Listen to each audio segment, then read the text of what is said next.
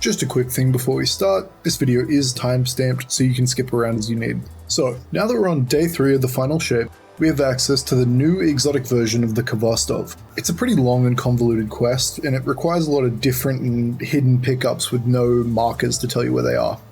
Alright, some requirements before we jump in. You have to have completed the full campaign of the final shape. At the moment the quest is displaying 31 out of 34 and we'll get the rest when the raid drops. But as long as you have access to the patrol zone and the region chests, you'll be fine. You also need to have completed Micah's entire Alone in the Dark questline 6 different times to unlock all of the Cysts. And finally, you'll also need the Legendary version of the Khvostov, and my full, easy and quick guide on this is on screen now and also in the description below. Once you have the Legendary version of the Khvostov, you also need to gather 17 Motes of Light. 8 of these come from the Visions of the Traveler, and they're scattered around the Pale Heart, with 1 in each area. The last 9 come from every Threat 4 Overthrow boss. The marker in the Triumphs tab doesn't check these off correctly at the moment, so your best bet is to run each overthrow 3 times, especially if you don't know which motes you have. Once the 17th and final mote drops, they'll all be converted into the exotic Mote of Primordial Light, which you can take back to the Speaker's Room in the Lost City to claim your Khovostov. First up, we'll start with the locations of every Vision of the Traveler in order from left to right on the patrol map.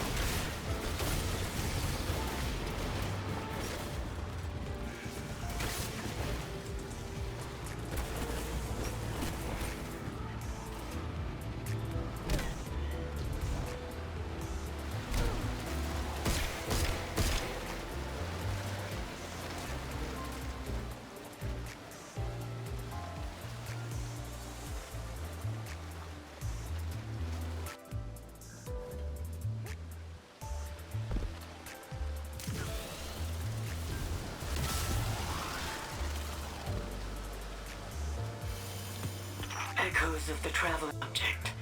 I can feel them. Convey as much as I can.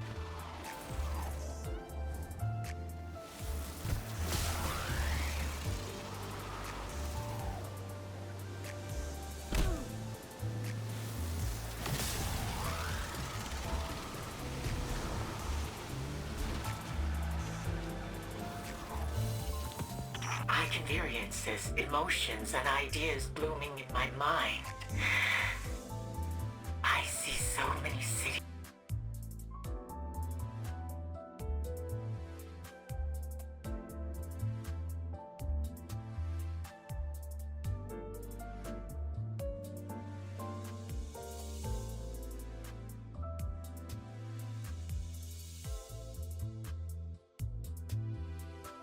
For the vision in the Seclusion, you do need to complete one of the 2 cysts in the area, and those are the Slayer and the Searing Cyst.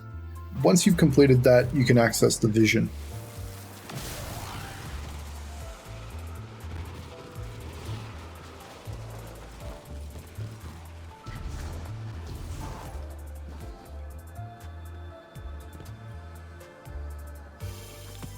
I feel impressions of the travel. Impression is jumbled, faded, ancient.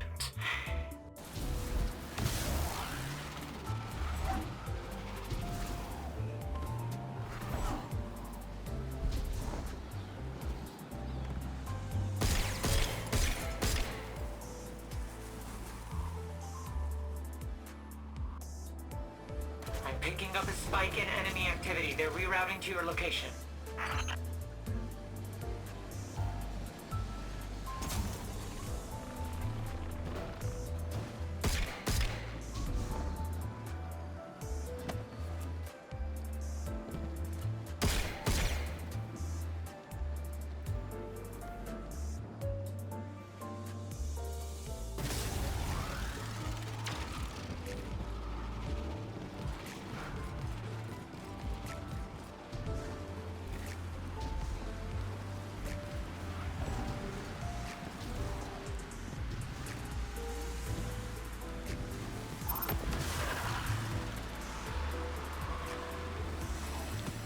I can feel the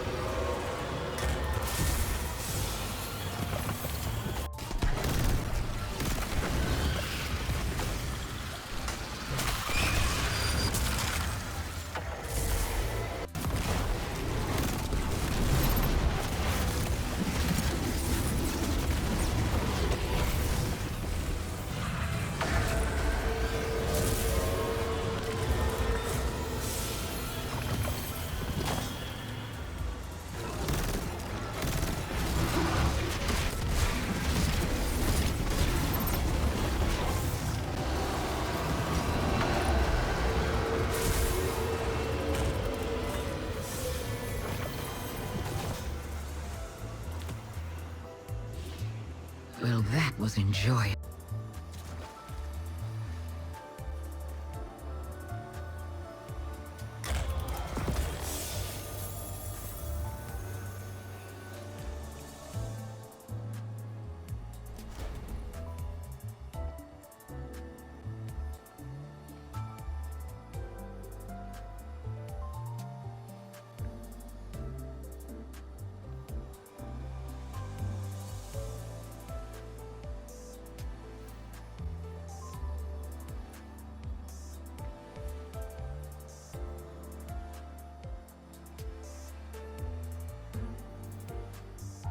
Overall, this thing is a workhorse. It feels so good to use. The loop of getting 2 kills and picking up an orb with shoot to loot, and then having 7 empowered bullets, it all works so well together.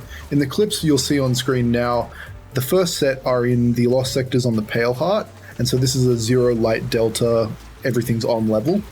And you can see this thing slaps. It does huge damage when the empowered bullets come up, and it'll kill enemies around corners. And the big thing about that is that you don't need line of sight to kill enemies. One of the major things with every exotic and every build is that you kind of need to see an enemy to be able to kill it. And this is sort of the first big one where you actually don't need that at all. It feels like Jolt, but better. This thing is a workhorse. It might realistically take my exotic slot in something like the day one or going into GMs. It just feels so good to use. It also has the added benefit of being a shoot to loot gun, which is something that I think a lot of people should be utilizing more, but on most legendary weapons it does take up a perk slot for something valuable like Dragonfly or a damage perk of some sort. And me saying that this is one of the best weapons we've had, like best feeling that we've had in a while, is a pretty big, it's a pretty big jump. Especially when we've come off the back of Season 22 and guns like Zowli's Tyranny of Heaven and Sunshot have just felt so good during the solar meta. At the moment, my only recommendation if you're using this thing is to be running the artifact perk that gives you Radiant when you pick up an orb if you have Prismatic or Solar equipped. Because you're incentivized to be picking up orbs and you have shoot to loot, getting that extra damage boost from Radiant is even better. Overall, I think this thing is 100% worth your time. It took me roughly, I'd say, sort of 6 to 7 hours to do the whole thing, and that was finding the vision locations as well. I think the longest part of the quest will be the Alone in the Dark questline, but if you're following a guide, I think it'll probably take about 3 hours or so. And if you made it to the end of the video, thank you so much for watching. Let us know your thoughts on the final shape and the Khovostov in the comments down below. And don't forget to like and subscribe.